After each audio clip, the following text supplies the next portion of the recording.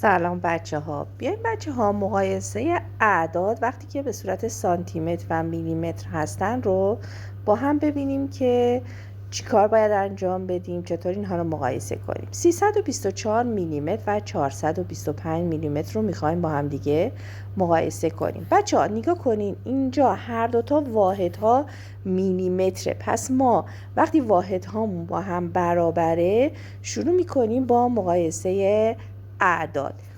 این ور اعداد 425، این ور 324. پس 425 از 324 میلیمتر بزرگتره. راحت انجام شد چون واحدها با هم برابر بود. حالا 3 سانتیمتر و 5 میلیمتر با 35 میلیمتر رو میخوایم مقایسه کنیم. بچه ها باز به واحدها نگاه کنیم. این ور واحد سانتیمتر و میلیمتر، این ور میلیمتر تنهاست. باید یک کدوم از این میلیمترها رو به اون یکی دیگه تبدیل بکنیم تا بتونیم با هم دیگه مقایسهشون بکنیم. 3 سانتیمتر و 5 میلیمتر گفتم چطوری می نویسیم؟ آفرین، میلیمتر که میشه یکان و 3 هم میشه چی؟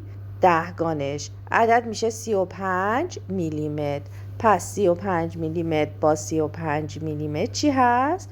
مساوی هست و ما میتونیم از علامت مساوی استفاده بکنیم. پس در مقایسه اعداد بچه ها حتما باید چی باشه؟